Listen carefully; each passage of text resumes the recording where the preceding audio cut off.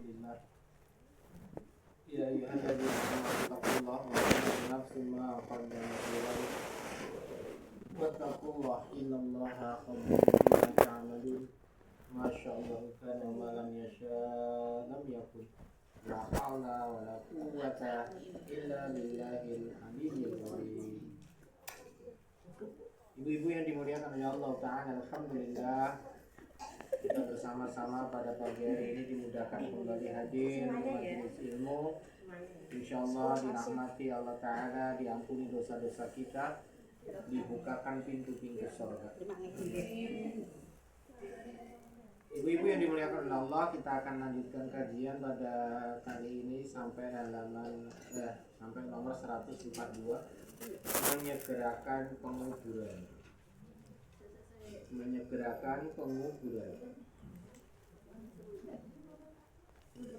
Keberapa? 142 ya? Iya. 142.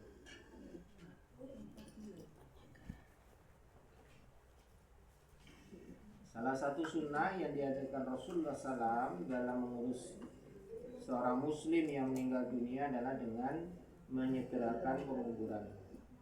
Sebab jika orang yang meninggal tersebut termasuk orang saleh, maka ia segera mengharapkan pertemuannya dengan Allah. Sementara jika ia termasuk orang yang saleh, maka kematiannya telah meringankan beban bagi orang lain. Itu Bu Bika udah datang. Bu Bika udah datang, oh ya.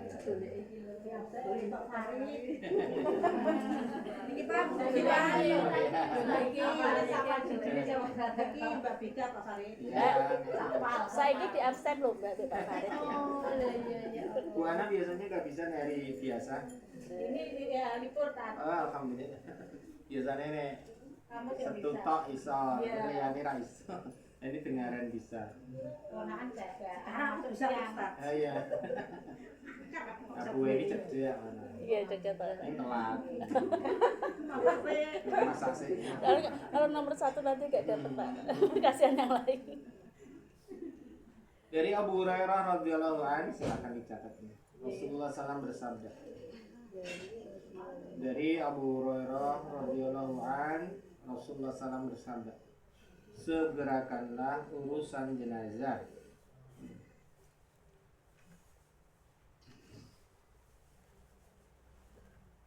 Segerakanlah urusan jenazah.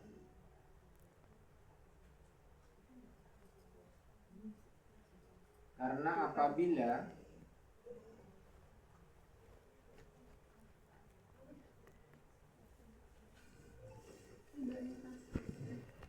apabila jenazah itu orang yang saleh,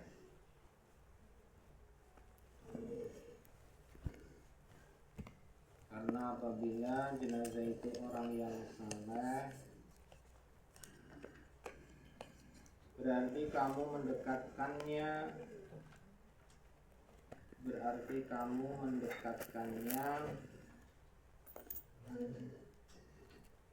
kepada kebaikan.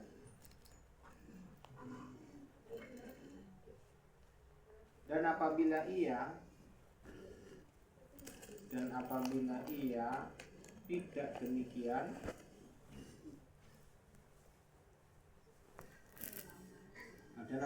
tidak demikian, yakni orang yang jahat,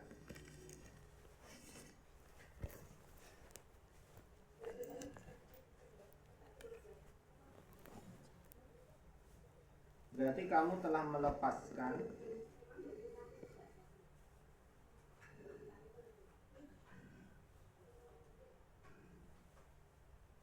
beban bagi orang lain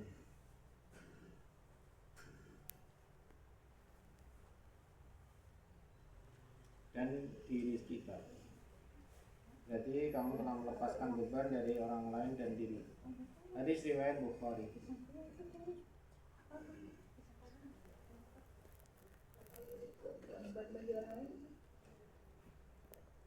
Dan diri sendiri, dari kita.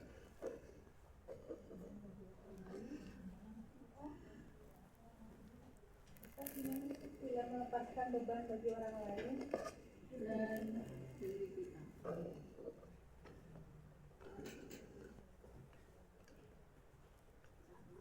hadis lainnya seorang sahabat berkata, sungguh kami dahulu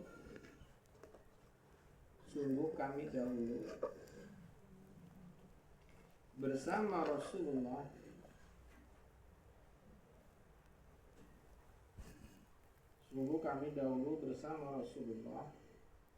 berjalan dengan cepat saat mengantar jenazah. Sungguh kami dahulu bersama Rasulullah SAW berjalan dengan cepat saat mengantar jenazah. Hadis riwayat Abu Daud.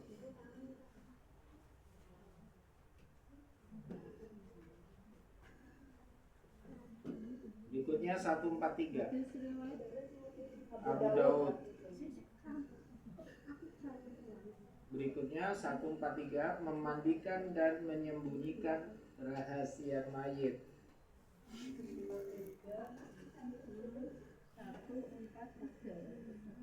143 memandikan dan menyembunyikan rahasia mayit atau mayat.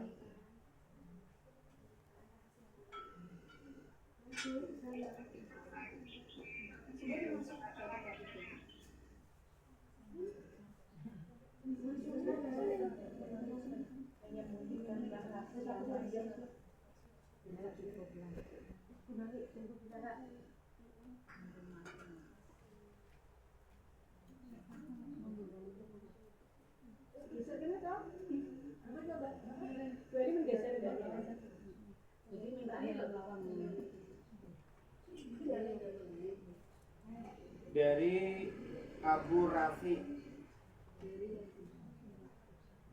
Rafi radhiyallahu an, Rasulullah SAW bersabda,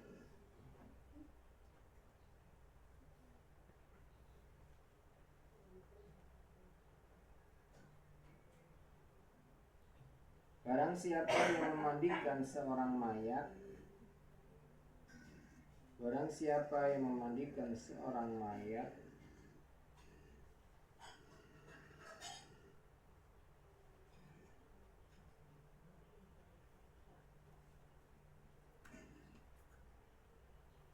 lalu ia merahasiakan keburukan mayat itu,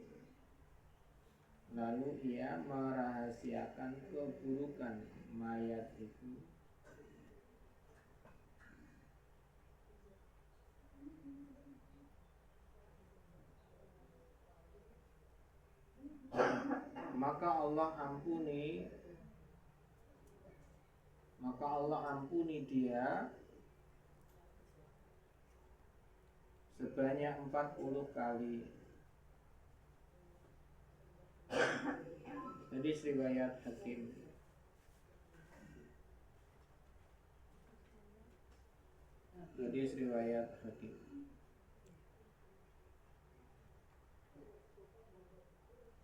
Oke, kita akan terangkan dulu nomor 142 dan 143.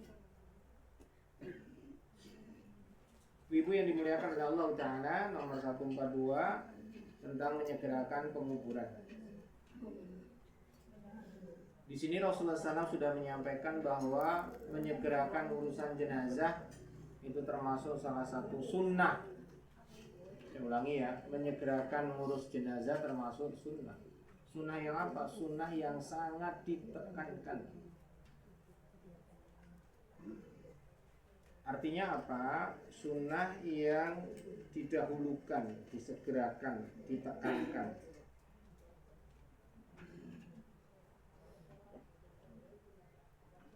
Yang harus dikerjakan dengan tergesa-gesa. Tergesa-gesa itu berarti sedang cepat-cepat. Ibu-ibu yang dimuliakan oleh Allah, di hadis yang lain Rasulullah sudah mengajarkan kepada kita dalam setiap urusan gak boleh tergesa-gesa kecuali dalam hal satu, silahkan dicatat ya. Jadi dalam segala hal itu gak boleh cepat-cepat, gak boleh buru-buru. tidak boleh kesusu kecuali dalam hal satu, bertaubat pada Allah. Jadi nenek duwe dosa dan cepet ojo ditunda, ojo dilinde, asuk nek bodoh, selamati. Sune tuwa, ya nek tuwa nek ora. Maka taubat itu sesuatu yang harus disegerakan, dicepet-cepetin.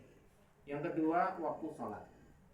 Jadi kalau udah waktu sholat tiba, disegerakan dan cepat-cepat. Apa Bu?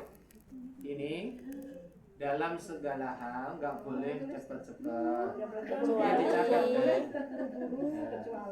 Dalam segala hal nggak boleh cepat-cepat, nggak boleh buru-buru kecuali dalam hal satu, taubat. Misalnya ya Bu, mangan ojo cepet-cepet, ngombe ojo cepet-cepet gitu loh. Datang ke tempat sholat ojo cepet-cepet, santai wae gitu. Tapi untuk hal-hal tertentu ini harus disegerakan, dipercepat, neison dan gage gitu. Satu, taubat. Makanya kalau udah punya salah, punya dosa, segera iringi dengan istighfar, taubat. Kita salah langsung istighfar. Salah sama orang langsung minta maaf. Yang kedua, waktu sholat. Jadi kalau waktu sholat tiba, segeralah. Jangan menunda-nunda kecuali ada uzur. Yang ketiga, memuliakan tamu atau menemui tamu atau menjamu tamu. Jadi nono tamu ki aja sampai 2 jam ra dikaya apa-apa. Nah, istilahnya sampai iki untuk kau wis pepak. Nah, ini memuliakan tamu, menyegerakan untuk memuliakan tamu. Itu termasuk sunnah. Wah, balanya ampunan dari Allah. Balanya luar biasa. Yang keberapa tadi? 3 ya. Memuliakan tamu. Yang keempat, ngurus jenazah. Jadi menyegerakan ngurus jenazah itu kudu dan cepet. Nek ana sing wis mati langsung diurusi. Aja sesuk wae ra wis kesel kabeh wingi bar kerja bakti ya. Kuwi ra itu. Ya tetep harus. Apalagi nunggu anaknya sing kok Kalimantan belum teko ya enggak boleh. Harus segera diurus. Jadi enggak boleh dibiarkan jenazah itu sampai tidak diurusi. Ada batas maksimal waktu Pak Ustaz? Nah, enggak ada. Harus secepatnya. Nisan mati ya langsung diurus. Diurus itu apa? Saya ulangi ya Bu, diurus itu apa? 1, dimandikan. 2, dikafani. 3, disolati. 4, dikubur. 4 kuwi kudu dan cepet.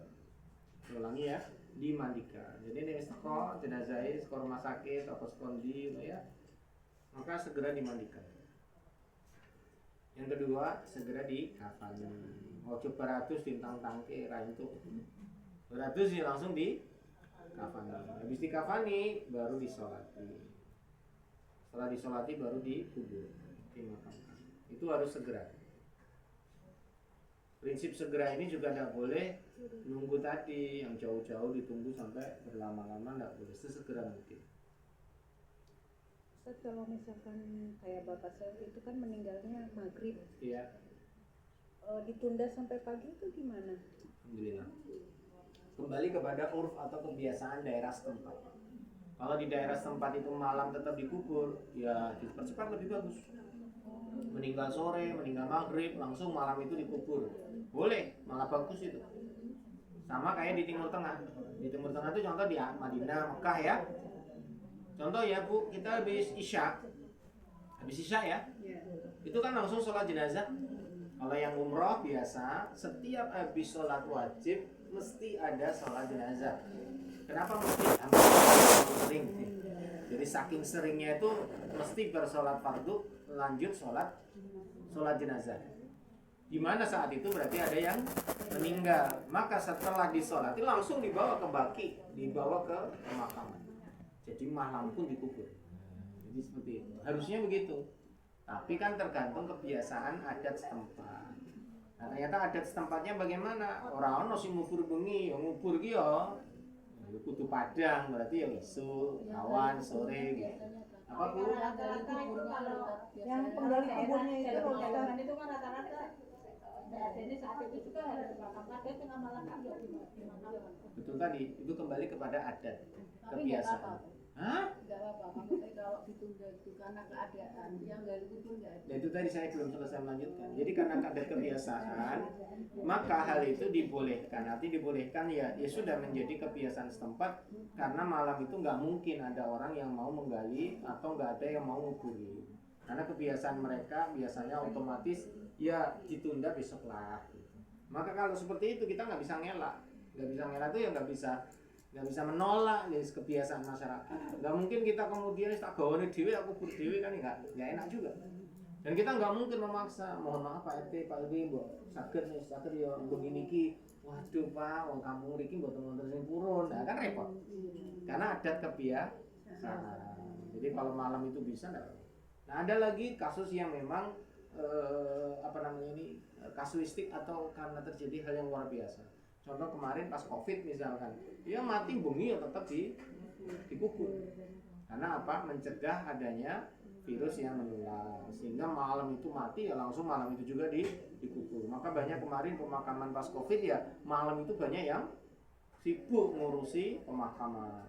Dan itu pakai alat-alat berat ya, pakai beku macam-macam, pakai APD dan sebagainya. Jadi kembali dia menyegerakan ini yang terbaik yang mana? Ya kapan saja mati segera dikubur. Malam pun bisa boleh. Cuman kembali kepada adat kebiasaan setempat. Neng desa ngubur bengi mungkin cek rada. Tapi ning kota ya ketoke aneh, gampane bengi ya jarang. Kalau suami saya dulu jam 1 saya kubur. Jam 1 malam. Meninggalnya kan habis isya itu. Oh, habis isya langsung malam itu ya. Masalah. Keluarga dulu sebentar kan. Adik saya Yudi itu makam jam 12.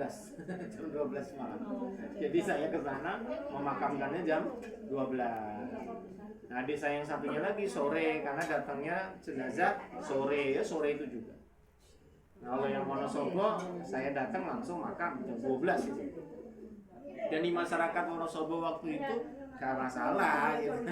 Makam malam ya gak masalah kan, pakai lampu macam-macam. Jadi kembali kepada masyarakat.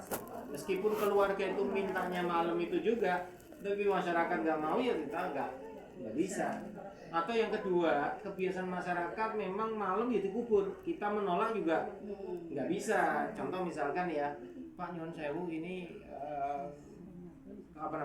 makam sudah siap, tukang ini juga udah siap yang nguburin, monggo aja disegerakan. Aduh jangan Pak, kalau bisa besok aja siang. Wah nenek besok rano sing ngurusi, ya monggo aja kalau mau dikubur sendiri itu malah repot.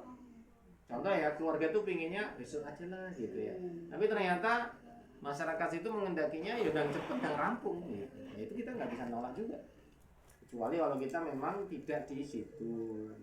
Misalkan kita makamnya di Husnul Fatimah atau di Mergoto atau di mana, itu mah bebas. Di masyarakat sekitar kita mengikuti adat istiadat. Dan itu boleh nggak? Ya boleh selama itu tidak menjadikan perpecahan lebih. Tapi mana yang lebih baik? Ya lebih cepat ya. Karena hadisnya tadi kata Nabi SAW kalau kita ini mengiringi jenazah atau mempercepat jenazah, kalau orang soleh itu membuat dia lebih cepat ya, bahagia. Kalau itu orang yang nggak soleh lebih cepat menjadikan dia ya kita semua tidak terbebani dari orang yang tidak soleh tadi. Kalau ditunda si jenazah itu kelap-kelip sendiri. Maksudnya harusnya tidak dimakamkan itu kan belum karena kondisi ya. Terus jenazah itu maksudnya ya dia nungguin dah. Dia ngeliatin kita. Merasakan dia ngeliatin kita yang hadir, ngeliatin yang mandi, ngeliatin ini sambil kadang ya dia ya gampangnya ngomong dan cepet. Tapi kan nggak ada yang dengar. Karena nggak ada yang dengar ya kita santai gitu. Padahal dia pengennya dan cepet. Kalau dia orang yang jahat, orang yang kafir, orang yang maksiat ya pengennya cepet malah seneng dia supaya nggak disegerakan. Jadi disegerakan malah sengit, cepet mentok, marani gebuk. Namanya nggak dia pengennya jangan cepet. Jadi saya ulangi ya hadis Nabi yang pertama tadi, kalau ada orang soleh meninggal, kita mempercepat penguburannya itu membuat dia senang. Jenazahnya ini senang. Sing senang sama jenazahnya itu senang sekali. Tapi kalau kita mempercepat orang tidak soleh itu dikubur, orang jahat dikubur ya, itu yang senang kita yang hidup. Yang senang adalah yang hidup. Itu tadi hadisnya begitu. Jadi meringankan beban kita orang-orang yang masih hidup dari kejahatannya, dari fitnahnya, dari macam-macamnya. Maka kalau ada orang jahat dikubur cepat, itu yang senang kita. Tapi kalau orang soleh dikubur cepat, yang senang dia. Paham ya? Ini hadis yang tadi disampaikan Rasulullah SAW. Kembali ya tadi untuk hal-hal yang dipercepat sunnahnya tadi kan apa? Nomor 1 taubat, 2 salat, 3 memuliakan tamu, 4 mengurus jenazah, 5 adalah menikahkan anak perempuan, menikahkan anak gadis atau anak perempuan. Itu kalau bisa ya disegerakan. Ini wis wayahe. Wis wayahe itu ya berarti ya sudah layak lah. Mempercepat atau menyegerakan menikahkan anak perempuan. Sunnahnya begitu ya. Akan tetapi kan kembali kepada ya zaman juga. Ya, belum ada judulnya, makanya digoleki. Bu, makanya digoleki kan ikhtiarnya gitu. Kalau belum ada judul kan berarti dicari. Nah, ternyata belum sampai menikah mati ya berarti memang nggak dapat jodoh. Selama dia belum mati kan berarti masih ada kemungkinan jodoh. Saya ulangi ya. Dia kok nggak nikah-nikah. Padahal usianya udah 30, udah 40, ya memang jodohnya belum dapat. Artinya rezekinya belum nyampe lah. Kan jodoh termasuk rezeki. Nah, ternyata 42 dia nikah. Ya berarti kan jodohnya saat dia umur. Ada yang 50 baru nikah kan gitu. Jadi jodohnya saat dia usia 50. Ada yang mati malah belum nikah. Sampai tua ada yang nggak nikah. Berarti jodohnya di mana? Ya di akhirat. Selama ini dia putus terus. Ada yang katanya udah ada yang suaminya gitu, tapi dia udah Di atas Pak Ade kan kakak. Ya berarti nggak jodoh. itu gimana? Ya nggak masalah. Sama dengan ibu ditawari nih ada gorengan, ada pisang, ada jeruk. Ditawari nih. Lah ibu ternyata nggak mau kan? Ya berarti nggak jodohnya, nggak rezekinya. Berarti gimana seperti itu? Ya boleh saja nggak masalah. Memang aku udah berkenan, aku udah wayahe, aku ngeleh istilahnya gitu loh. Disegerakan betul. Orang yang soleh, Disegerakan. Lah iya. karena nggak mau berarti dirinya sendiri. Betul sekali. Maka siapa yang menunda-nunda kebaikan membawa keburukan. Makanya kata Nabi SAW, apabila datang orang yang soleh akhlaknya kepadamu untuk melamar anaknya, maksudnya begitu ya, maka jangan ditolak karena itu bisa menimbulkan fitnah di masyarakat. Artinya nek wis jelas apik agamane, apik akhlake, nang ditompo, aja ditolak. Maka kalau ditolak menimbulkan fitnah. Fitnah itu berarti ujian yang berat itu, yang besar di masyarakat. Nah, dosen kalau itu maksudnya dosen saya tuh dulu kan udah pada tua tuh nggak sampai meninggal tuh nggak dapet jodoh. Berarti jodohnya nanti di surga apa gimana? Iya betul. Jadi kalau orang meninggal belum pernah menikah, halo ya. Orang meninggal belum pernah menikah, maka besok kalau dia masuk surga ya, maka dia akan menikah dengan pasangan yang juga dari dunia belum nikah. Jadi yang jomblo ketemu sama yang jomblo. Contoh ya, seorang mahasiswi meninggal belum sempat nikah. Ada seorang mahasiswa meninggal belum menikah. Nah, sama-sama jomblo nah, sama-sama ini ahli surga. Nah, maka mereka akan dipasangkan gitu. Intinya yang belum pernah menikah akan dinikahkan dengan yang juga belum pernah menikah dari kalangan laki-laki. Jadi perempuan belum nikah ya nikahnya sama laki-laki. Ada ulama besar namanya Imam Nawawi. Imam Nawawi itu pengarang Riyadhus Shalihin. Beliau meninggal usia 40 sekian. Belum menikah. Tidak pernah menikah itu. Jadi beberapa ulama tidak menikah. Karena mereka apa? Sibuk membuat kitab atau menulis. Sampai menghabiskan waktu dengan ilmunya sehingga mereka tidak menikah. Dan meninggal tanpa menikah. Dan itu tidak masalah. Intinya bahwa orang memiliki tadi jodoh masing-masing, rezeki masing-masing. Ada yang tidak di dunia ya di akhirat jodohnya. Asalkan dia masuk surga. Nah, itu catatannya. Kalau buang ayam sepasang kalau orang yang bujangan itu tradisi tidak termasuk. Nah, itu termasuk kesyirikan. Sirik ya. Kesyirikan. Karena dia merasa bahwa rezeki di tangan itu. rezeki Iya, disebabkan dapat karena itu, jodoh. padahal enggak. Itu kan Ya semua karena berarti Allah dapat Ta'ala. Ya, dia kan meninggal bujangnya, kecil. lalu harus ada ayam sepasang nanti dilepas waktu di kuburan dia. Nggak boleh, itu nggak ada. Dan itu terjadi ya. Saya pernah menemui sekali. Waktu itu saya nggak mudeng itu, karena saya layak takziah gitu sampai ke kuburan. Nah omnya itu megang ayam kecil itu. Nah ternyata habis itu selesai dikubur, ayamnya dilepas di kuburan itu. Nah kan saya penasaran kok nyakoli pite, bayangin apa tuh? Oh ternyata karena yang mati belum nikah. Jadi karena yang mati masih bujang, belum nikah, ternyata harus ada ayam yang di. Oh, saya juga baru tahu itu. Baru sekali itu seumur umur. Baru tahu. Oh ada atau ada begitu. Adatnya aneh gitu. Dan itu tidak dibenarkan dalam Islam, tidak disyariatkan dan tidak ada dalilnya.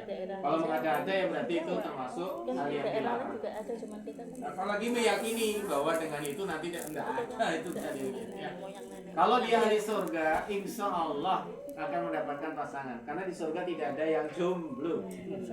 Nah, ternyata yang menarik, yang belum pernah menikah ya dijaminkan dengan yang juga belum pernah menikah. Yang sudah menikah akan dikumpulkan dengan yang sudah menikah. Jadi ibu besok masuk surga ya ketemu nanti sing wis do nikah, ya bojone dhewe. Kalau suaminya ahli surga, ketemu lagi nanti sama suaminya. Dan nggak ketemu sama yang jomblo, nggak ada. Ya, ketemunya sama yang kalau kita udah nikah ketemu sama yang udah nikah. Yang bisa apa pasangannya di dunia. Oh, yang belum punya anak kan di dunia tadi. Hah? Di surga ada. Di dunia belum punya anak, nanti di surga bagaimana? Bisa nggak punya anak? Jawabannya iya bisa. Dengan dua cara. Satu, Allah kasih langsung anak jadi. Maksudnya itu anak-anak kecil, anak-anak kecil yang meninggal di dunia.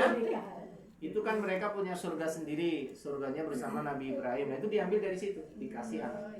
Yang kedua, dia dibikin hamil oleh Allah Ta'ala. Karena dia ingin merasakan kehamilan. Maka dia dibikin hamil, langsung saat itu juga lahir, maka itu menjadi anaknya. Jadi nggak nunggu 9 bulan. Enggak nunggu kelamaan. Jadi langsung lahir. Jadi dia hamil langsung lahir. biasa jebrol. Tapi tidak ada rasa sakit, ya, tidak ada rasa sakit. Karena di surga nggak ada sakit. Sama suara anu gelisah. Ya Allah. Iya, ya sama pasangannya. Ya, Betul. berarti emang susahnya Jika benar-benar di pasangannya dunia aja ya. sama-sama di dunia ketemu lagi di surga ya sama itu. Jadi ada dua cara ya punya anak di dalam surga. Oh, sudah pernah dibahas ya. Tahu lagi. Belum Ya, ikut saya kayaknya, belum Eh? ikut. Saya ulang lagi. Jadi kalau seorang laki-laki dulu ya, dia pernah punya istri satu, istrinya meninggal, punya lagi istri kedua, nikah lagi yang kedua, istrinya meninggal, dia nikah lagi yang ketiga, istrinya meninggal. Berarti si suami ini pernah nikah berapa kali? Pernah nikah 3 kali.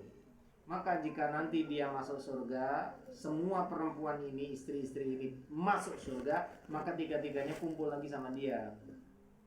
Saya ulangi ya, jika semuanya ini ahli surga, kumpul lagi sama suami itu. Nah, yang kedua, jika suami ini punya istri 3, kalau tadi kan pernah nikah 3 kali, mati nikah, atau cerai enggak? Karena cerai otomatis udah putus di dunia, putus di akhirat. Nah ternyata dia nikah punya istri 3. Nah ternyata 3-tiganya ahli surga juga. Maka ketemu lagi di sana. Mas ya. Nah jika salah satu ndak masuk surga, ya 2 toh ini sing melu. Sing sini neraka. Mas bisa dipahami? Nah sekarang dibalik.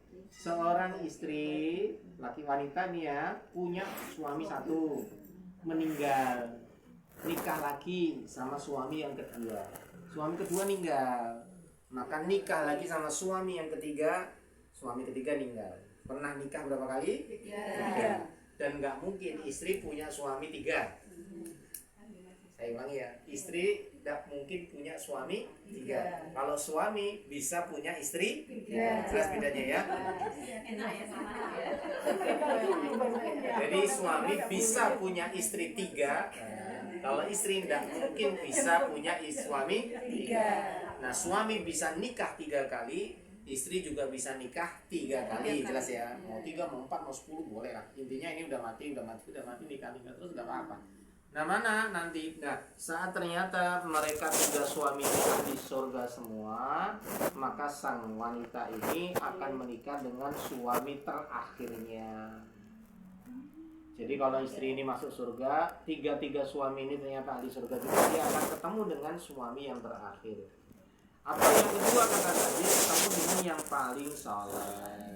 Jadi 3 ini yang paling soleh mana? Nomor 2 ya udah sama yang nomor 2. Bisa milih. Tapi ketemu lagi sama 3-3-nya nggak mungkin.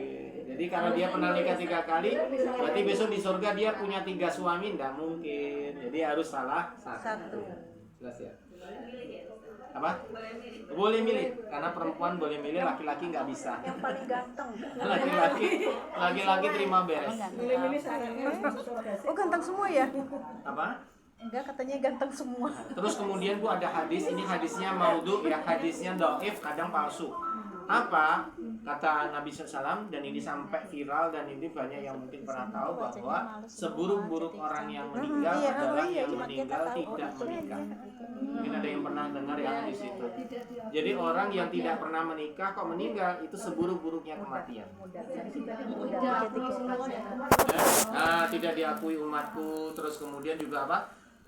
Termasuk seburuk-buruknya meninggal yaitu meninggal tanpa menikah atau tidak menikah. Itu hadis palsu, hadis dhaif. Itu hadis dhaif ya. Hadisnya munkar. Tapi malah terkenal loh itu. Nah justru itu tadi saya bilang pernah kan dengar hadis itu, tapi ternyata tidak benar hadisnya. Takdirnya emang Maka jangan gimana diikuti, karena itu tadi setiap orang punya takdir masing-masing. Karena ada tuh seorang mahasiswi, misalkan atau dia seorang wanita muda karir, ternyata udah nabung mau nikah, kecelakaan mati kan enggak. Kan bukan kehendak dia gitu. Ada lagi yang memang punya pilihan, seperti ulama tadi Imam Nawawi, dia punya pilihan, dia nggak mau nikah. Karena apa? Dia ingin menghabiskan hidupnya untuk ilmu pengetahuan. Nah, itu pilihan. Nah kembali tadi. Tadi ngomong apa ya? Pilihan. Ya, pilihan bukan. Berarti Ustaz kalau misal kita nengok laki-laki itu bujang laku meninggal, ya sudahlah, enggak usah dibilang. Iya. Dia itu udah dapat sunnahnya itu enggak. Enggak. Ya namanya sunnah kan gini ya Bu, sunnah itu kan dikerjakan boleh, dapat pahala, enggak kan dapat apa-apa. Iya. Kecuali mohon maaf, nikah itu wajib. Oh berarti nikah ya dosa. Kan enggak ada nikah wajib. Nikah itu lebih banyak jatuhnya kepada apa? Sunnah. Gitu. Sunnah itu berarti nek dikerjake ya untuk pahala. Nek ora dikerjake ya kowe ora entuk pahala. Gampangane ya rugi lah. Mosok kowe ora nikah, pahalamu sithik kan gitu, Pak. Kalau paksaan gimana Pak Ustaz? Paksaan. Dipaksa dijodoh. Misalnya kayak yang viral itu anaknya kiai kan dia jilbaban terus dinikahkan sama bapaknya, terus sebagai bentuk protes dia nggak pakai jilbab, akhirnya dia menikah dengan pilihan bapaknya itu gimana, dosa enggak itu orang tuanya atau anak gadisnya? Ya kalau orang itu memiliki pemahaman agama yang baik, ya bapaknya agamanya baik, anaknya juga pemahaman agamanya baik dan sefrekuensi, maka masalah itu nggak akan muncul. Kenapa? Anak taat sama bapak ibunya, apalagi bapaknya orang baik, artinya orang soleh, agamanya bagus, nggak mungkin menjeruntulkan anaknya, nggak mungkin memilihkan yang buruk buat Itu sudah anaknya. dijodohkan dari kecil katanya. Iya memang dijodohkan dari kecil. bisa mensos tuh. Bu ingat ya, dijodohkan dari kecil itu berlaku sampai dia tua. Oh gitu. Makanya hati-hati kalau penjodohan dari kecil, dan itu syariat Islam itu sudah berlaku. Makanya jangan main-main dengan yang namanya nikah dan cerai. Dan itu berlaku loh Bu, sampai itu diputuskan. Contoh misalkan ya, Bu Bika besanan sama Bu Dewi misalkan. Bu, kan masih kecil-kecil anaknya ya. So, Ben Dewi besanan ya Bu ya. Padahal cilik-cilik JSD itu anak-anaknya. Maka itu berlaku sampai itu terputus. Terputus itu artinya sampai kemudian dua-duanya memutuskan nggak jadi. Maka kalau enggak Bu, mohon maaf ya, karena udah besanan, maka haram hukumnya jika ada yang datang. Misalkan ya, anaknya menemui, ada seorang yang menemui anaknya Bu Dewi mau ngelamar, nggak boleh, karena sudah apa? udah pernah ditembung gitu. Walaupun huruan, umur. Makanya Bercanda ya? makanya jangan bercanda. Makanya tadi saya bilang Bercanda juga nggak boleh ya? Nggak boleh ya. bercandanya aja serius, apalagi seriusnya itu namanya nikah dan talak. Itu berarti kalau Nikah, cerai atau nikah dan talak itu sesuatu yang berat ya. Bercanda itu bisa jadi serius, apalagi seriusnya jadi tambah serius. Makanya aja guyon. itu kalau dua-duanya sepakat itu ya Pak Ustadz. Ya dua-duanya iya sepakat. Berarti kan sepakat itu berarti oh iya Bu, oke ya. Kan guyon janjane ya. Gue tenan itu. Nggak boleh ternyata. Makanya jangan emang gampang. Bercanda juga nggak boleh. Dan itu bisa ditagih beneran. Jadi kita nggak boleh. Misalkan ya nanti kalau ternyata udah gede-gede ya, datang tuh ke namanya Bu Dewi. Bu Dewi masih ingat nggak dulu waktu kecil anak-anak kita udah dijodohin tuh bareng. Oh iya Bu, harus lanjut itu. Kecuali mohon maaf ini udah gimana ini ya, maka boleh dibatalin atau enggak dengan cara yang diikrarkan juga sama-sama diketahui. Sehingga orang ketiga nggak boleh masuk. Misalkan ya jenengan ada yang masuk, tuh, aduh mohon maaf nih anak saya udah dijodohin sejak kecil. Itu lo harus selesaikan dulu. Ternyata masih lanjut, maka mohon maaf ini ditolak karena masih lanjut yang dari kecil gitu. Ini mau tanya Kak.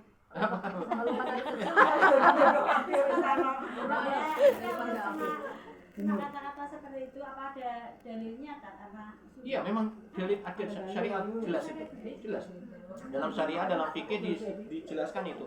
Makanya enggak boleh itu. Itu termasuk sudah ini. Seorang dan begini ya Bu ya. Jadi pernikahan itu yang paling bertanggung jawab adalah bapaknya. Saya ulangi ya Bu ya. Bapaknya. Jadi pernikahan itu yang bertanggung jawab adalah bapaknya atau walinya. Jika walinya oke, maka anak perempuannya bisa jadi ya ngikut bapaknya. Kecuali janda, saya ulangi ya. Nek janda ya wis dijaluk siapa? Ya jandane, ya ora. Tapi nek anak gadis ya kudu bapaknya. Artinya bapaknya ya apa enggak? Kalau enggak ya enggak. Nah, itu secara syariat atau fikih.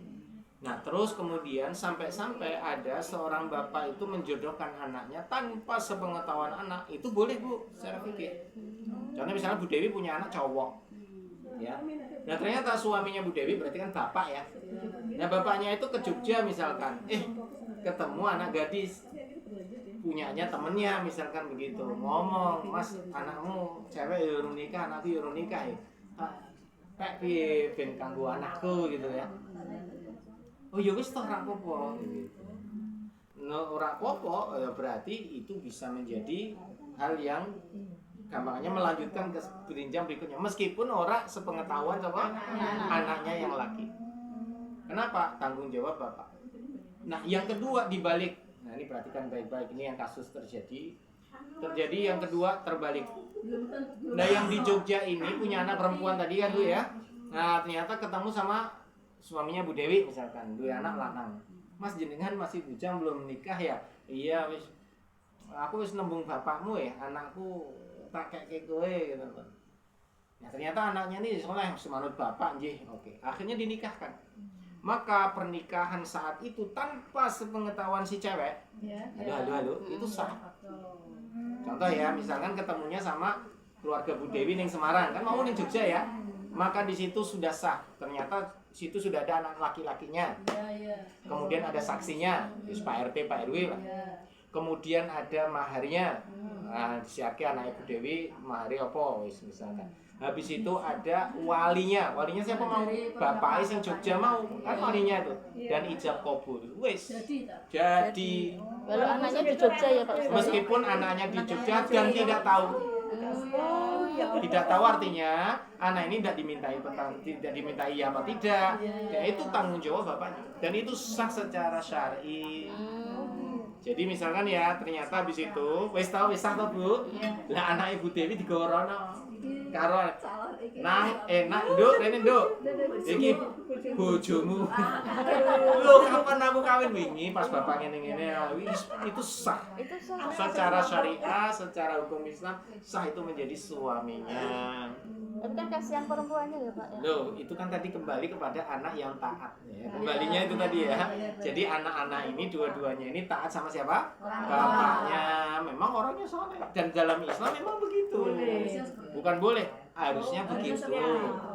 Itu tidak jolim orang tuanya. Oh enggak, malah itu justru kebaikan seorang bapak kepada anaknya memberikan jodoh yang baik. Karena tugas bapak ibunya, orang tua adalah mencarikan jodoh yang baik. Sebetulnya kan bukan anak yang nyari sendiri, harusnya ya bapaknya sing golek ke ning jaman saiki wis gitu. Anak saiki wis dicul, bapak ibunya kaya ya wis manut anak. Akhirnya ya ora karu-karuan. Asline ngoten nggih. Makanya perjodohan sejak kecil itu dalam Islam boleh dan itu termasuk untuk menjaga. Kalau berarti harus diikrarkan kembali ya. Misalnya ini saya pernah bercanda sama Obi kan maksudnya kita bawa anak tuh nanti kamu jadi jodoh anakku ya gitu. Ah iya itu. Jadi ya. Ya itu harus diikrarkan kembali ya. Yang dibatalkan caranya gimana kan? Ya diikrarkan aja kan. Jadi diikrarkan lagi bahwa yang kemarin kita cancel ya Bu, kita batalin dulu gitu. Kita lihat perkembangan ke depan aja atau kalau enggak ya wis nanti lihat ke depan anak-anak aja kan gitu. Wis selesai. Karena kalau enggak masih terikat ya. Ustaz yang itu berarti bapaknya itu tidak dolim. Enggak dosa ya. Tidak dolim. Jadi kalau misalnya anaknya terus berarti enggak apa-apa, itu termasuk orang tua tidak punya perasaan bersalah. Enggak berdosa, enggak bersalah, malah itu tanggung jawab bapak. Tanggung jawab Pak. Terutama itu anak perempuan ya. Jadi bapak itu tanggung jawab. Nih Bu, satu lagi ya. Ini kasusnya adalah kalau tadi si cewek ini bapaknya datang kepada si cowok ya. Perhatikan, sekarang peristiwanya terjadinya apa? Si cowoknya ini, anaknya Bu Dewi ini ya, dia ada tugas di Jakarta. Nah, si bapak ini juga ada tugas di Jakarta. Nah, si bapak ini ketemu sama anak laki ini. Nah, kamu udah punya jodoh belum? Belum, Pak. Ini udah. Wes, kamu sama anakku aja ya. Maka saat dia bilang iya mau Pak gitu, saat itu juga cari saksi, siapkan mahar dia, kemudian ijab kabul, ada wali situ udah sah. Tanpa kehadiran bapak ibunya. Cuman anaknya doang loh ya. Anak laki-laki kan bisa mewakili. Kenapa? Syaratnya 5 udah terpenuhi. Nikah kan 5 aja, ada mempelainya, ada saksinya, ada walinya, ada maharnya, ada ijab kabul, udah selesai. Kenapa? Anak laki-laki yang udah balik itu memiliki keputusan sendiri. Artinya bukan dari bapak ibunya ya atau tidak. Tapi kalau anak perempuan masih gadis, ya harus walinya, ya apa enggak. Tapi kalau anak perempuan itu jadi bukan gadis tapi janda, ya maka keputusannya di dia sendiri. Kalau misalkan saya Pak Ya. nggak ada bapaknya gitu ya, itu kalau mau menikah maksudnya persetujuannya saya atau Sebetulnya si anak itu sendiri udah punya persetujuan sendiri. gitu ya. Tanpa minta, misalkan ya tidak, tanpa nunggu ibu iya pun dia boleh melangkah sendiri. Melangkah sendiri kalau anak laki-laki. Anak laki-laki, Kalau karena anak perempuan? anak perempuan nggak boleh. Harus persetujuan bapaknya, Bapak. walinya. Bapak Kalau tidak udah nggak ada, ya ada, ibunya. ibunya. Kalau ibu sudah, oke berarti ke paman atau pak D-nya, supaya apa mendampingi jadi wali. Gitu. Berarti kalau laki Berarti kasus yang saya tanyakan tuh yang berdosa tuh berarti anaknya Pak Ustadz ya? Iya anaknya, Karena dia lepas jilbab itu ya. Anaknya, bapaknya udah bagus, Bapaknya ada. udah bagus. Nah, anaknya yang gambarnya menyimpang lah. Nah itu yang berdosa. Ustaz Makanya bisa alangkah baiknya kalau orang tua, keluarga semuanya baik ya, soleh semua. Ya, Ustaz kalau misalkan itu anak cowok tuh kekeh gitu pengen yang itu tapi orang tuanya nggak setuju, itu gimana? maka kekehnya itu dicek apakah memang dia udah tahu dia baik agama atau akhlaknya, udah baik semuanya, udah tiba-tiba, maka orang tua menghalangi itu malah dosa, bikin fitnah. Tapi kalau ternyata kita udah nyelidikin, ternyata dianya itu banyak masalah, akhlaknya buruknya ini ya, anak kita ini terlalu cinta banget. Nah itu padahal buruk buat dia, maka kita nggak boleh melepas. Harus memberikan pengertian yang dalam supaya dia jangan sampai keblondrok istilahnya begitu. Kenapa? Anak kan kadang-kadang karena saking cintanya gelap mata. Di dunia ini ya Bu, orang yang susah dinasihati itu ada dua. Satu orang yang lagi jatuh cinta, dua orang yang punya utang. Jatuh cinta kan ada utang. Duit utangnya angel kandan-kandanan Yang kedua orang jatuh cinta. Orang jatuh cinta itu level apa saja, mau udah punya suami kayak punya istri kok. Lebih galak yang Lagi jatuh cinta itu susah dinasehati. Makanya mereka ini sudah makanya bahaya. Kalau yang punya hutang dinasihati juga susah Pak Ustaz. Susah. Orang Bukan yang punya susah. utang dah Kalau susah ditagih itu. tuh lebih galak yang utangnya Ustaz. Sampai kita tuh mikir gimana caranya gitu. Karena orang yang pinjam itu kadang-kadang malah Akhirnya orang dijadikan merasa menang sendiri, merasa benar. Halo, lanjut ya.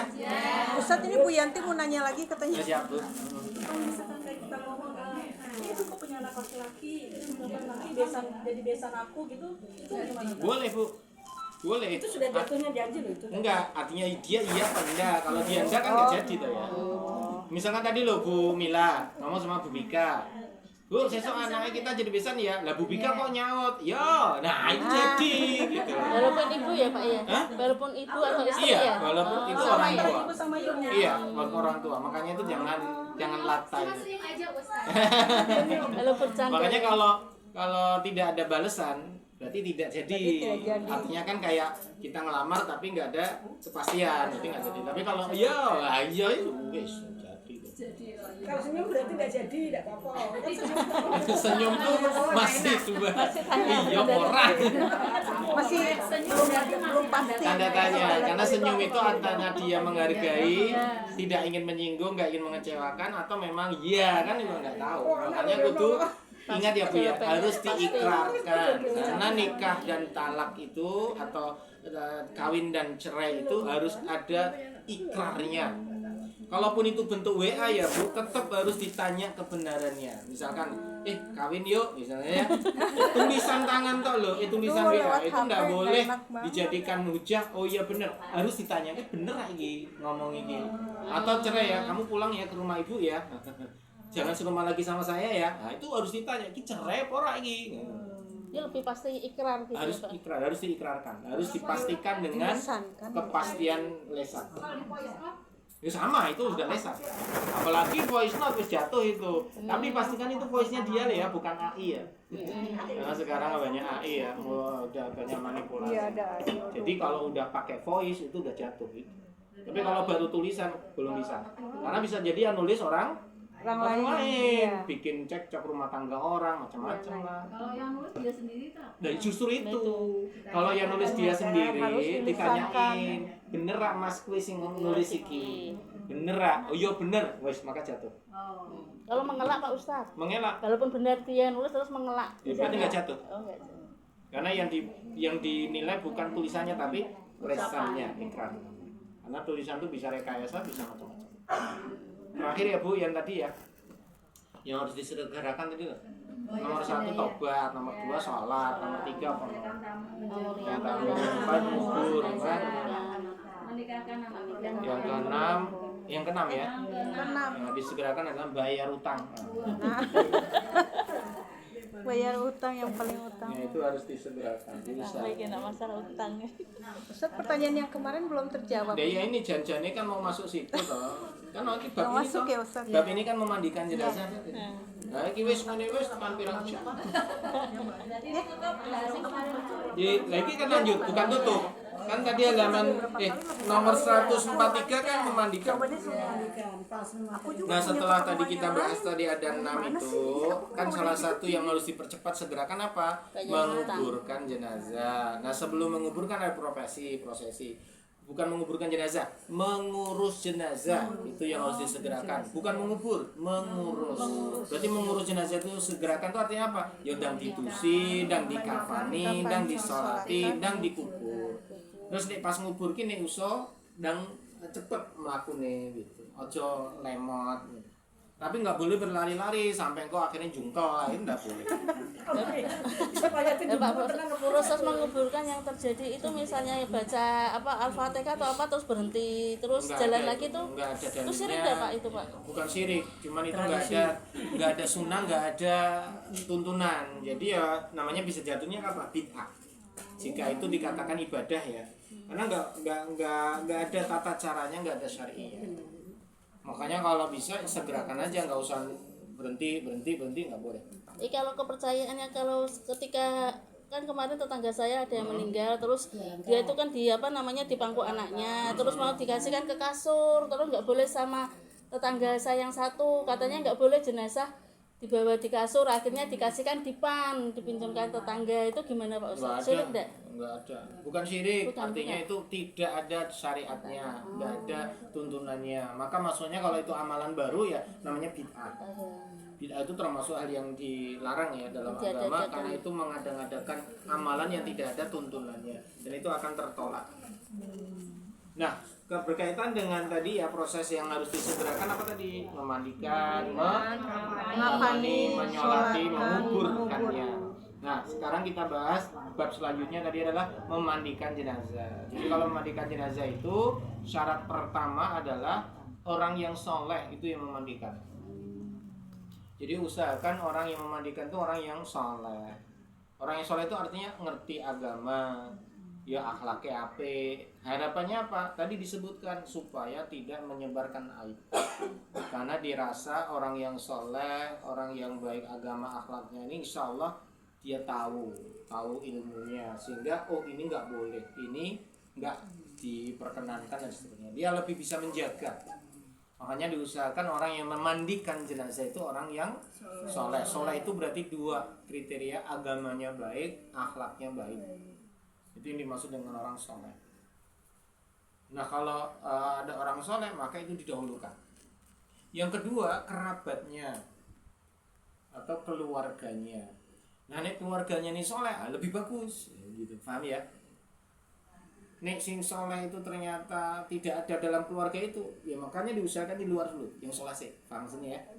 Contoh ya ini keluarga nih, tapi nggak ada yang soleh, ya orang sih mandiin, nggak ngerti ilmu nih kok, lah ini arep mudoni piye orang ngerti caranya mandiin raiso, mau mudoni ya raiso, malah nanti salah. Maka usahakan siapa orang yang soleh. Maka komprominya apa? Orang soleh bimbing keluarga. Ya siapa di antara keluarga yang mau mewakili gitu ya rakyat tangsi Ciloro supaya bisa ikut memandikan dengan orang yang soleh tadi. Kadang-kadang orang solehnya ini mandikan nih memberi perintah-perintah, tapi yang melakukan adalah keluarga kerabat. Jelas ya? Itu yang kedua. Jadi yang pertama orang soleh, yang kedua keluarga atau kerabat. Yang ketiga baru orang lain. Baru orang lain. Yang orang lain ini diberi kemampuan lah. Memang untuk ngurusi. Contohnya dia panitia. Kayak Mudin itu kan. Kayak Pak Mudin kan ada perangkatnya ya. Misalnya itu kayak panitia atau dia mungkin semacamnya nih gue kampung-kampung itu jenenge apa ya Bu ya? Dian Bebrayan atau apa? Pokoknya memang sudah ada tim di dalam lingkungan tersebut. Kalau enggak ya pakai orang lain atau jasa orang lain. Kalau di sini tuh di Semarang ada namanya yayasan apa itu? Husnul Khatimah. Yang makamnya nih gue Patemon itu loh Bu. Ya dimakamkan di Gunung Pati itu kan ada yayasan Husnul Khatimah. Nah kembali ya, sekarang kalau untuk keluarga siapa yang boleh memandikan? Ya siapa yang boleh memandikan? Maka aturan pertama adalah yang bukan mahram nggak boleh memandikan. Yang bukan mahram nggak boleh memandikan. Jadi yang memandikan harus semahram. Semahram itu ya punya kekerabatan sedarah. Itu pun dengan aturan yang ketat. Aturan yang ketat. Anak laki-laki? Nah, sebentar. Yang pertama adalah aturannya laki-laki dimandikan laki-laki. Perempuan dimandikan perempuan. Itu aturan mainnya yang baku. Dan itu berlaku untuk siapa saja yang memandikan. Mau yang memandikan Pak Mudin kah, yang memandikan panitia kah, pokoknya nek jenazah lanang ya sing ngedusi lanang. Nek jenazah wedok ya sing ngedusi wedok, maka Pak Mudin ra ento ngedusi. Meskipun dia soleh. Aku soleh betul. Maka harus cari wanita yang soleh. Jadi saya ulangi ya, nek jenazah lanang dimandikan lanang, jenazah wedok dimandikan wedok. Itu dulu prinsipnya. Maka dicari, misalkan yang matinya istri A, ya cari keluarga si A yang laki-laki. Nek sing mati B wedok, golek sing keluarga kerabat sing wedok. Nah, kembali dengan pertanyaan yang kemarin, bagaimana seorang laki-laki memandikan ibunya? Maka jawaban pertama adalah tidak boleh. Jadi anak laki-laki memandikan ibunya itu tidak boleh. Pertama apa? Karena yang meninggal wanita. Berarti sing ngedusi kudune anak perempuan. Ya mbok anake wedok, mbok bulike, mbok budene, mbok bae apa mbok tanggane pokoknya wedok. Nah ya. Jadi anak laki-laki enggak boleh memandikan ibunya. Kalau misal terjadi seperti itu Pak Ustadz. Ya wis kadung ya wis to. Nek urung kadung ya aja. Ustaz kemarin tuh mbak saya meninggal, yang Iya. mandikan saya ikut mandikan, termasuk anak dia. Dia punya anak laki-laki. Enggak boleh. Mbak dia yang perempuan tadi bilang, ini memang ngebiuri, cuma ngebiuri. Aku bilang, Risen ojo, kan anak laki-laki tidak boleh, sudah saya ingatkan. Iya. Tapi lo nggak apa-apa ya wis, sebenarnya aku ingatkan ya. Iya. Akhirnya dia ikut menyiram. Iya. Itu berarti saya sudah lepas ya, karena Iya, saya betul, sudah betul. mengingatkan. Saya sebagai Iya. ibu kan mbaknya kan, itu kan ibaratnya adik dia gitu. Iya betul. Nah, terus bisa dibolehkan apabila darurat. Darurat itu artinya apa? Ora ono sing ngedusi, tangga wedok ya ora ono sing mampu, ra duwe ilmu, ra ngerti. Terus kemudian keluarga kerabat yo mohon maaf ya ilmunya yo ora ngerti. Mau ndak mau anak itu yang harus memandikan. Kenapa? Dia yang paham. Itu namanya darurat. Darurat apa? Ya darurat ilmu. Darurat apa? Ora ono sing gelem kok. Sak warga kene ra ono, sak kampung ora ono sing gelem ngedusi. Kenapa? Ora mudeng, ora ngerti. Ora pernah melu acara namanya pengurusan jenazah gitu ya, fikih jenazah nggak pernah belajar, nggak ngerti kabeh. Ya wis keluarga ora ono sing ngerti. Hanya dia si anak laki ini yang kebetulan dia ngerti, dapat ilmu. Nah, maka dia darurat boleh. Saya ulangi ya, selama darurat. Kalau nggak darurat nggak boleh. Yang kedua, ini tadi kan anak mengedusi ibu. Nah, bagaimana dengan suami kepada istri? Maka boleh seorang suami memandikan istri. Begitu pula sebaliknya, istri boleh memandikan suami. Jelas ya? Meskipun berlaku tadi hukum yang pertama asal. Apa tadi? Wedok sing ngedusi wedok, lanang sing ngedusi lanang. Itu hukum asalnya di situ. Nah, mana yang didahulukan Pak Ustadz? Apakah hukum asal tadi atau suami ngedusi istri? Maka hukum asal. Misalkan ya, istrinya meninggal.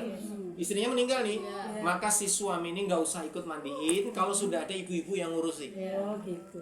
Jelas ya? Ini misalnya ibu-ibu, orang itu ngurus, ojo melu-melu. Meskipun dia boleh ikut memandikan. Kenapa? Jadi fitnah. Lah mosok ning kono mas jenazah istrinya, ning kono ibu-ibu sing nyirami dhewe melu. Iya kan ikhtilat, campur. Paham maksudnya ya? Nah, itu ndak boleh, malah madzhab itu. Nah, itu nanti malah ya nyon sewu karena basah semua kan lihat perempuan ya basah. Enggak karu-karuan. Jelas ya? Konsep pertama apa? Wedok didusi wedok, lanang dusi lanang. Meskipun suami boleh ngedusi istri, istri boleh ngedusi laki. Kan nggak mungkin juga misalkan suaminya yang meninggal. Suami meninggal nih, istri kan boleh mandiin. Tapi sing ngedusi lanang kan lanang-lanang kabeh. Lah masa ibu bojone perlu karo lanang-lanang kan yo. Mungkin ya. namanya kan Nah, kecuali tadi kerabatnya. Jadi itu tadi ya, prinsip pertama kan tadi ya, laki-laki semua. Maka istri boleh, laki-laki boleh, manakala yang memandikan itu adalah keluarga intinya. Karena misalkan istrinya meninggal, maka suami boleh memandikan, didampingi siapa? Anak wedok, ibu baik kan berarti ibu anak wedok boleh. Kenapa ojek kerabat kok? Nek anak laki ya melu nang. Anak lanang rasa melu. Sing mati siapa mau? Ibune. Sing lanang rasa melu, sing anak wedok. Jelas ya? Sama ibuke berarti kan baik gitu ya. Boleh. Nah, sebaliknya juga begitu. Kalau suaminya meninggal, yang mandiin siapa? Anak lanange, ya ome, pakdene, bojone melu ra apa-apa. Kuwi kabeh keluarga inti. Jelas ya Bu ya?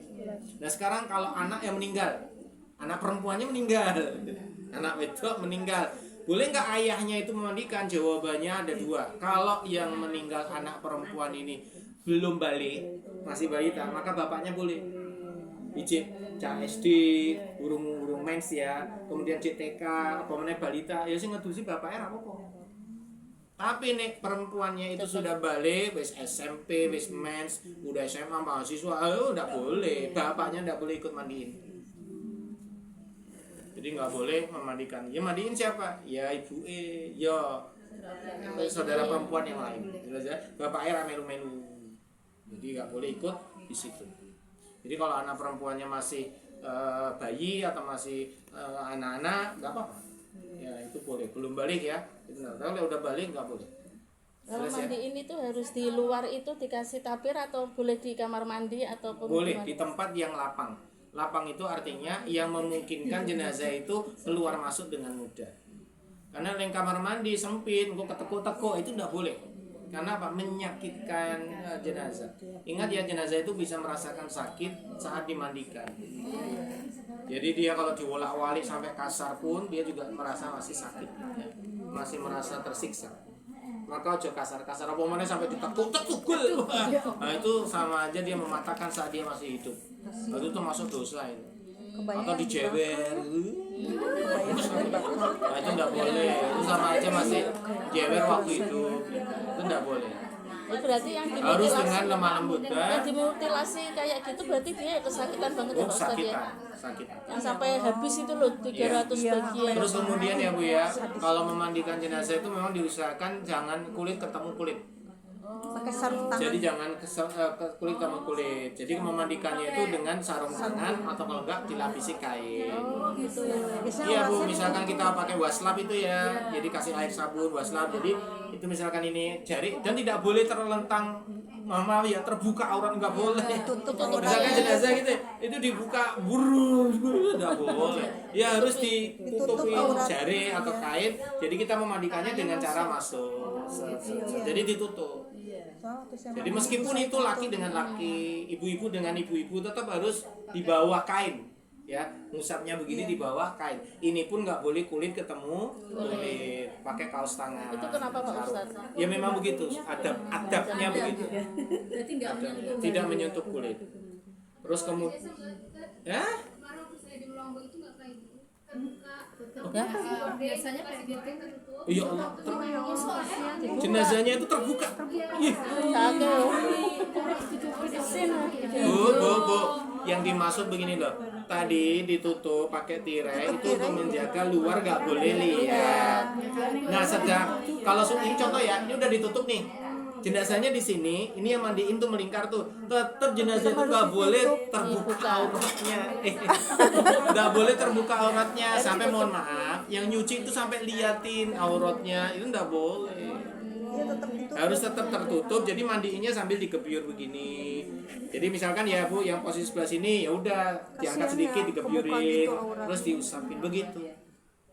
Jadi itu untuk menjaga aurat itu tidak terbuka secara telanjang bulat, itu enggak boleh.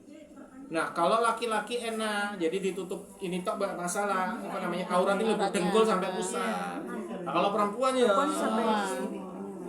kalau laki-laki kan sini aja aurat. Begitu ya. Terus yang mandiin harus menjaga jangan sampai membuka aib-aib yang ada di dalam jenazah. Itu ya Bu ya. Jadi itu. Oh boleh, mau air es juga boleh Bu. Air dingin boleh, air ini tergantung kondisi. Jadi tidak ada aturan mandi harus pakai air dingin, nggak ada. Ya airnya apa aja boleh, air es boleh, air dingin boleh, air biasa boleh, air hangat boleh. Yang nggak boleh apa? Air panas sekali atau sangat dingin sekali yang menusuk tulang, itu nggak boleh. Misalkan ya Bu yang ambil dari air freezer gitu, ini nggak boleh Bu. Itu sama aja Ibu melek kayak gini, Ibu mandi pakai air freezer gitu kan ya nggak mungkin toh. Itu udah menusuk sampai sakit lagi. Atau kita mandi pakai air panas kan nggak mungkin. Pokoknya jenazah itu diilustrasikan seperti masih hidup. Dia nggak mungkin lah pakai air panas, mesti hangat gitu loh. Nggak mungkin pakai air yang sangat dingin kan, ya nggak mungkin juga. Jelas ya Bu ya, maka nggak boleh. Itu sama dengan kita menyiksa si mayat. Makanya kalau air hangat boleh Bu, air panas yang nggak boleh. Ibu saya kok dulu pakai kapur barus tuh di Boleh Bu, boleh, itu sunnah. biar wangi. Jadi kalau memandikan jenazah itu ada 3 ember yang disiapin. 1 ember yang berisi daun bidara, 2 ember yang berisi air sabun atau kapur barus atau air sabun aja, yang ketiga air kapur barus. Itu untuk apa? Untuk bilas terakhir. Nah air putih biasa, air piring yang biasa itu untuk bilas saja. Maka 3 itu biasanya disiapkan. Kalau nggak ada ya seminimal air sabun. Nah, minimal itu supaya wangi. Kalau yang kasus terbakar gitu gimana Pak Ustadz, dimandiin apa dibakar, langsung? dibakar. Enggak Bu, Bakar kalau atau itu dibakar? memperburuk keadaan, dimandiin malah dagingnya pada kintir, wah ini enggak boleh. Jadi maka dia dimakamkan dengan keadaan itu. Seperti yang itu, kebakaran terbakar. gitu Jadi ya? enggak boleh dimandikan. Karena dimandikan malah merusak tubuh atau menghilangkan bagian-bagian anggota tubuh. Itu enggak boleh. Jadi kebakar itu sesuatu yang tidak lazim, artinya sesuatu yang bisa dikatakan kayak mati syahid gitu. Oh ya, mati saya itu. Jadi tidak dimandikan. Donor gitu gimana Pak Ustadz? Donor apa? Donor Organ. ginjal ya, organ misalnya orangnya meninggal terus ini apa mata Boleh atau tidak asal ada? dia redho lillah. Artinya dia sebelum meninggal punya wasiat. Nanti kalau aku meninggal, mata saya donorkan. Nah itu boleh. Oh itu boleh Ustaz. Boleh. Itu termasuk untuk kebaikan orang lain. Bukan untuk dijual ya. Ya, Yang nggak maksudnya boleh itu dijual belikan itu nggak boleh. Diberikan misalnya untuk Itu nggak boleh kalau Kebanyakan didonorkan kan boleh. kebanyakan kan Dijual. yang dapat itu kan dia membayar untuk apa Oh iya, donornya yang itu. donor. Belum tentu. Belum tentu juga. Karena ada yang ilegal itu ya jual beli organ. Ada yang enggak. Yang enggak itu ya misalkan ada operasi yang mata ya. Nah ternyata ada yang siap mendonorkan, ya udah free gratis, nggak boleh bayar. Maka itu kebaikan bagi si mayat dan dapat kebaikan Dapat buat pahala. yang mendapatkan ini. Tapi dengan catatan tadi lah ya, harus resmi ada memang saya mendonorkan dan itu dibolehkan. boleh Ustaz. Karena untuk kebaikan kayak wakaf istilahnya. Yang tidak boleh itu untuk, tapi dengan syarat ya mendonorkannya untuk kebaikan dan orang yang baik. Misalkan Orang yang ibu, soleh ya. dia orang yang mati mendonorkan matanya, yo ada pencoleng atau pembunuh mau donorkan ke dia, ya tidak boleh. Gampangnya dia orang ahli maksiat, orang kriminal, tidak boleh. Harus setara untuk kebaikan. Supaya apa? Pahala dia bisa ngalir terus. Kalau misalnya donorkan ke rumah sakit, kan rumah sakit juga Boleh. nggak tahu ya ini Boleh. orang jahat Ada atau lagi orang Bu. baik. Jadi untuk mendonorkan itu ada beberapa spek. Contoh satu ya. Nanti kalau saya mati, organ saya didonorkan untuk rumah sakit pendidikan. Itu boleh. Dan itu ada. Jadi jantungnya, livernya itu untuk nanti dibedah. Dibedah untuk ke ilmu pengetahuan Untuk ilmu kedokteran. kedokteran, iya. Dan itu banyak loh Bu. Dan itu beli mayat itu ada dari rumah sakit untuk apa jenis ini mau? Pendidikan. Untuk penelitian. Penelitian. Jadi bukan pakai boneka, bukan benar-benar asli. Saya aja dengar sendiri Bu. Jadi mereka itu sampai ada yang urunan ya, dokter-dokter ini urunan apa? Beli mayat. Nah yang dibeli itu mayat yang tidak diketahui asal usulnya. Iya, iya. Jadi nggak diketahui bapak ibunya, alamatnya, pokoknya antah berantah ini jenazah ini dibeli Bu. Ada yang seperti itu. Dan itu untuk pengetahuan tadi. Jadi untuk penelitian, untuk operasi, latihan Itu gitu. nanti pertanggungjawabannya gimana Pak Ustadz? Sana, misalnya si A dia donor terus pakai si B, ternyata si B kan kita nggak tahu orangnya bagaimana, ternyata untuk berbuat Nah, itu kejahatan. urusan dia. Kalau dia sih stop, dia nggak Oh bakal sudah kena selesai. apa. Walaupun matanya sama ya Iya, misalnya. dia udah dapat pahala. Cuman dia menggunakannya untuk apa? Baik ya dia dapat pahala, jelek ya dia dapat dosa. Dan tidak ada kesalahan buat yang mendonorkan karena udah lepas. Kalau yang orang yang tidak tahu diketahui identitasnya itu jatuhnya organ dia kan dibeli sama orang. Iya. Lalu dia hukumnya apa? Kan dia merasakan sakit. Itu Oh dia dapat udah pahala enggak dan- tau Bu, kalau dia udah mati, dia udah di alam barzah udah nggak ada hubungannya jenazah. Sudah ini. sakit ataupun nggak nggak ada, mati. nggak ada sakit. Ingat ya, merasakan sakit jika belum selesai. Maksudnya belum selesai toh, belum dikubur. Nah, itu belum selesai. Nah, ternyata dia udah selesai itu memang ini jenazah dipakai untuk ini, berarti udah selesai. Maka dia di alam barzah dengan alamnya sendiri. Kalau orang itu nanti dapat pahala enggak? Karena badan anggota tubuh dia karena dia kan enggak tahu identitasnya. Enggak dapat pahala. Enggak dapat pahala. Bisa. Karena apa? Dia enggak ada niat untuk menjadikan tubuh. Engko nek aku mati tubuhku ini, ya berarti ada niat. Lah ini orang ya ora ngerti, Bu. Maka kalau ada orang yang melakukannya itu dianggap kayak sesuatu barang temuan, dipakai begitu aja. Nah dia kan nggak ada niat untuk mengamalkannya. Kecuali tadi lo donor niat untuk ini ya boleh. Tapi kalau nggak ada niat Bu, diambil, itu dosa. Misalkan bapaknya ya, engkau nih anakku mati matanya ciku wae, itu dosa Bu. Wong anaknya nggak minta kok, gampangannya gitu, nggak mengizinkan lah boleh. Terus Jadi di harus akhirat nanti gimana dong Ustaz? apa? Dosa Bu? Enggak, maksudnya di akhirat dia matanya kan udah diambil buat itu. Terus bisa ngelihat Ya tetap. bisa lagi toh, kan di akhirat kan dikembalikan. Udah Kalau duit nyuruh apa ya Bu ya? ya, orang di dunia lahir, maaf ya, orang di dunia lahir buta, kan di akhirat nggak buta Bu. Justru sebaliknya, ada yang di dunia lahir melek, besok di akhirat banyak yang buta. Itu banyak banget di dunia. Sampai dia kan protes sama Allah, ya Allah dulu di dunia saya bisa ngelihat, kenapa sekarang saya nggak bisa ngelihat? Ya karena dosa-dosamu. Nah sama orang yang lahir di dunia nggak bisa denger ya, nah besok di akhirat dia bisa denger karena alamnya beda. Anaknya autis, di dunia dia nggak bisa ngapa-ngapain, wah mungkin Down syndrome atau, nah besok udah gitu, atau lahir cacat gitu, besok di akhirat dia nggak cacat. Ya sempurna lah, malah sempurna banget itu, masuk surga dengan kesempurnaan, gak mungkin dengan kecacatan autis. Alamnya udah beda, Masih sesuai amal. malah yang sempurna ini diderawasi itu, diderawasi yang akhirat itu cacat apa tidak itu. Alhamdulillah balik kan. Saya masih penasaran tadi yang pertemuan tadi, masih penasaran. Berarti misal ada orang tuh menemukan jenazah di tengah laut, dia tidak tahu identitasnya karena semuanya kan sudah hilang. Lalu habis itu di rumah sakit tadi kebetulan untuk percobaan tadi. Berarti orang yang merasakan anggota tubuhnya diambil itu gara-gara dia tidak tahu identitas dia itu, dia tidak mendapatkan pahala apa-apa. Tidak dapat. Padahal di antara pihak lain keluarga dia mencari, keluarga dia kan cari, keluarganya kan cari. Tidak ketemu. Nggak ketemu gitu. Ya wes, tidak dapat apa-apa. Tetap terputus pahalanya di dunia saja. Berarti tergantung orang yang diadopsi tadi hidupnya ya. Betul sekali. Baik atau buruk. Betul sekali. Tapi tidak ada nilai pahalanya. Betul, nggak ada sama sekali. Orang yang memanfaatkan itu pun juga, kalau itu untuk kebaikan, amal pendidikan ya dapat pahala lah. Yang melakukan itu kan untuk kebaikan masyarakat. Gitu ya. Uji, siap. Satu lagi.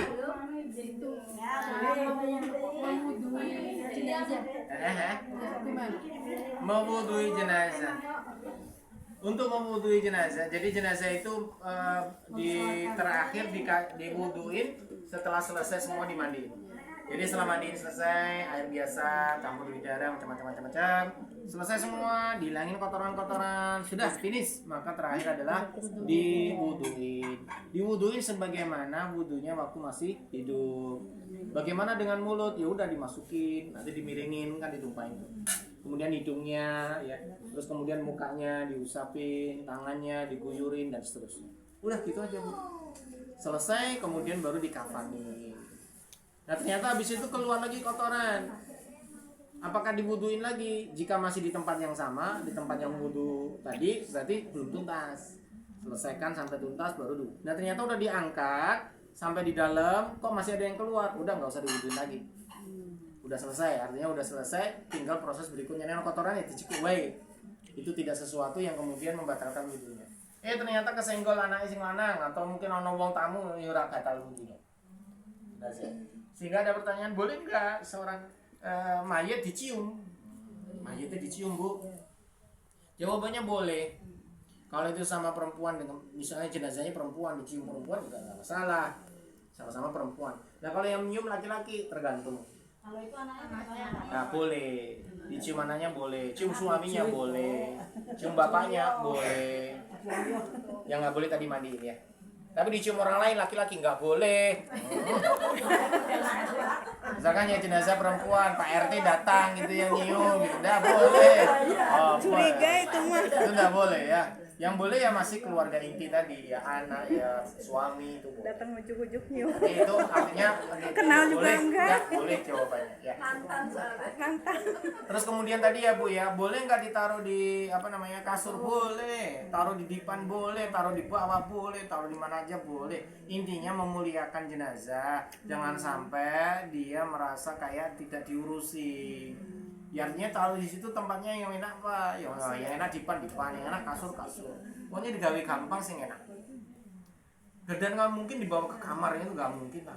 Mesti nengok di ruang tamu. Ya kan masuk kamarnya nyusahin lah. Hadapnya pas Menghadap boleh kemana aja, boleh kemana aja, kecuali tempat itu dipakai mau sholat. Nah itu besok pembahasan berikutnya ya, tempat itu mau sholat. Artinya kalau nanti kemungkinkan yang takziah ke sini rumah itu untuk sholat, maka dihadapkan ke kiblat. Kepalanya ke kiblat. Bukan kepalanya ke kiblat. Jadi Bu, misalnya kiblatnya sana ya, maka kepalanya di sebelah kanan. Halo. Berarti kepala kanan, kakinya kiri. Ini kiblatir rono. Ini kiblatir rono, berarti kepalanya kanan. Kanan ini kiblat. Ini ya kiblat, berarti kepalanya kanan, kakinya kiri. Jelas ya? Kalau misalkan di sini kiblatnya sana, berarti kepalanya sana, kakinya. Pokoknya sebelah kanan. Nah itu nanti baru dipakai buat sholat. Otomatis yang sholat ngadepnya mana? Kiblat. Misalnya kiblatnya sana, jenazahnya di sini, oh enggak bisa buat sholat. Jelas ya? Nah berarti nyolatnya ngadep mana? Orang ngadep kiblat. Paham? Karena syaratnya. Nah besok kita masuk ke bab pembahasan tentang menyolati jenazah, tata caranya dan sebagainya. Itu ya Bu ya. Kalau satu lagi, kalau kain ekrom itu nanti dipakai untuk Boleh banget. Untuk mengafani itu boleh banget. Nah iso wasiat aja gitu. Wasiat, engkau nih ibu mati, bapak mati, tolong kain ikrome anu ya, dibuke sisan boleh. Itu apa wajib putih Pak? Wajib putih. Enggak ada wajib putih. Nah, besok kita akan terangkan. Jadi kain ikram itu boleh warna kuning, boleh warna hijau, boleh warna putih. Yang terbaik apa? Putih. Terus yang kedua, yang terbaik lagi putih bergaris, itu malah putih bergaris. Putih bergaris itu kayak selimuti ning rumah sakit kan. Nah, itu malah sing sunah itu. Tapi kan jarang ya. Banyaknya enggak tahu. Banyak kan ya putih polos. Berarti selimut rumah sakit. Ya boleh. Boleh. Kalau enggak kan selimut rumah sakit kan hitam putih Iya. selimut itu loh. Nah itu ini. Boleh. Wah, ada yang merah tapi Iya. yang tadi kan ada nyiapin 3 ember ya, yang satu daun bidara.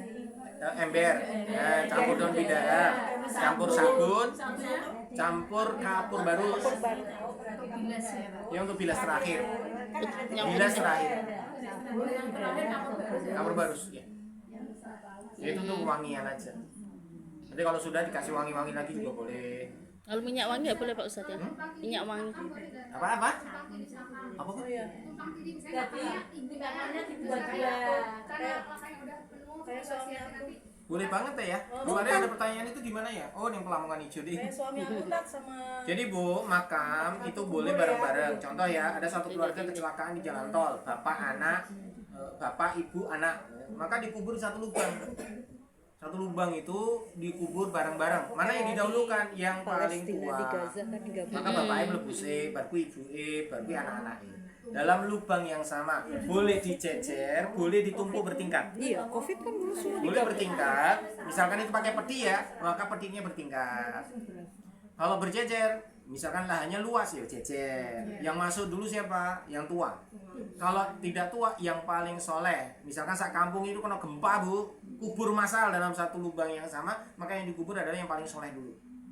Misalnya yang kono Pak Mudin, Pak Yai, ku isi melebu. Habis itu baru yang tua-tua, baru yang muda-muda, baru seterusnya. Itu urutannya begitu. Terus kalau tidak lubang yang sama, bisa numpuk ke atas. Ya misalnya pakai peti semua itu, ya kayak kasus Covid, boleh numpuk ke atas. Jelas ya? Nah sekarang persoalannya adalah udah pernah mati itu istri, nah suaminya nyusul 7 tahun berikutnya, boleh nggak? Boleh.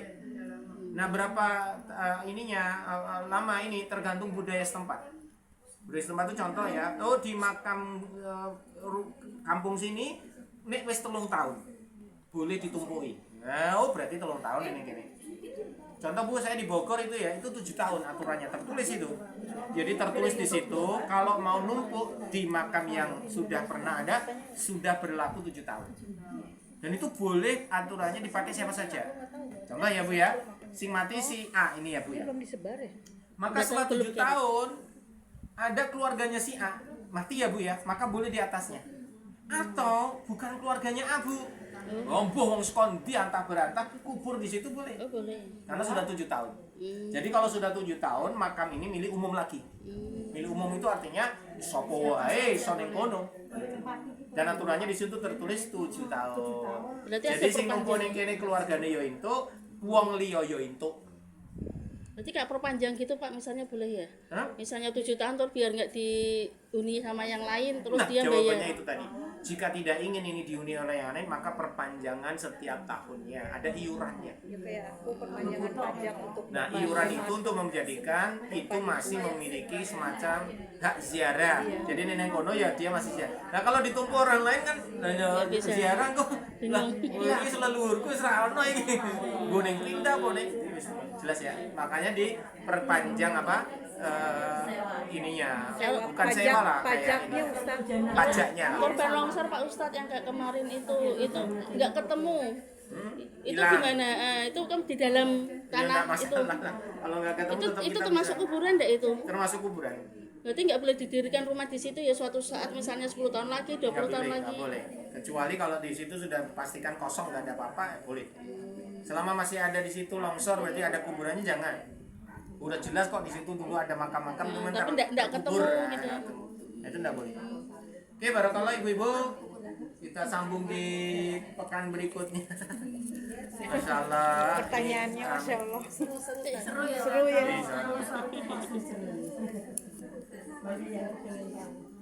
Ya kapan-kapan ibu-ibu nih iso latihan lah ngurus jenazah. Iya, iya Ustaz mau. Ya Pak, boleh. Pak. Praktek ya. Kalau laki-laki kan 3 helai, perempuan 5 helai gitu ya.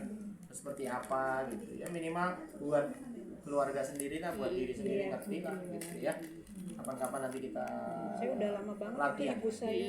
Ini kita teori dulu lah. Iya. Iya. Kapan-kapan nanti latihan. Jadi kita tutup dengan hamdalah. Alhamdulillah. Dan doa kafaratul majlis subhanallah wa bihamdika asyhadu an la ilaha illa anta astaghfiruka wa atubu ilaik. Assalamualaikum warahmatullahi wabarakatuh. Waalaikumsalam warahmatullahi wabarakatuh. Allahumma